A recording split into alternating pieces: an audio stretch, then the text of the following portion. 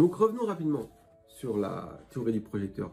Il n'y a pas de monde sans observateur, c'est-à-dire que si demain je meurs, mon monde disparaît.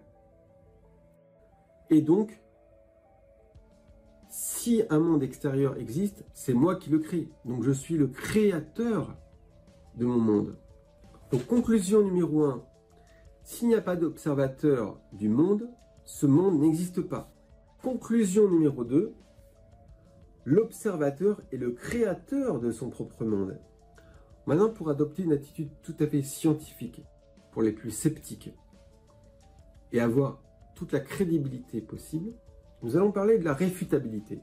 Selon Karl Popper était un philosophe spécialisé dans l'épistémologie. Karl Popper nous dit ceci: une hypothèse est falsifiable si la logique autorise l'existence d'un énoncé ou d'une série d'énoncés de base qui lui sont contradictoires, c'est-à-dire qui la falsifierait s'il se révélait vrai. En résumé, toute théorie, si elle se veut scientifique, doit contenir sa propre réfutation. Maintenant, observons la façon dont ça s'applique à la théorie du projecteur.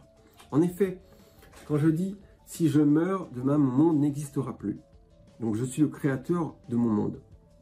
Une personne va vous dire « oui, mais tu n'es pas le créateur du monde, parce que si tu meurs demain, moi je continue à voir le monde. » Effectivement, c'est la réfutation.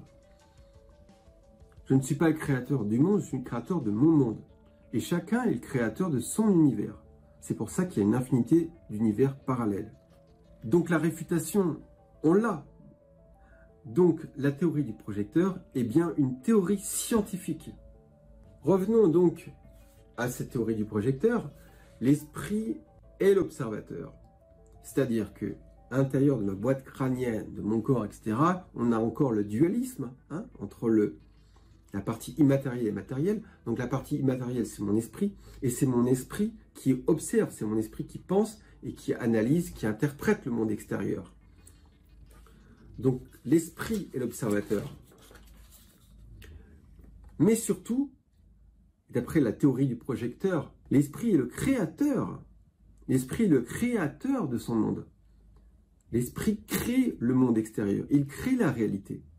L'esprit, la partie immatérielle de nous-mêmes, est créatrice du monde extérieur et donc de la réalité.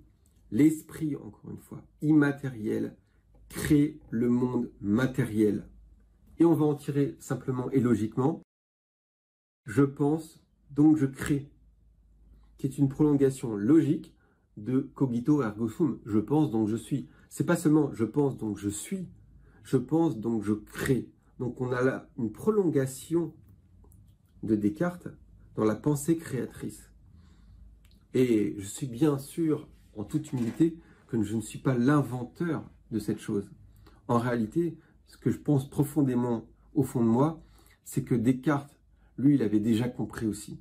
Et que c'est pour ça qu'il était capable de créer autant de miracles dans la réalité. C'est pour ça qu'il est devenu Descartes. C'est pour ça qu'il a créé tant de choses fabuleuses et innombrables.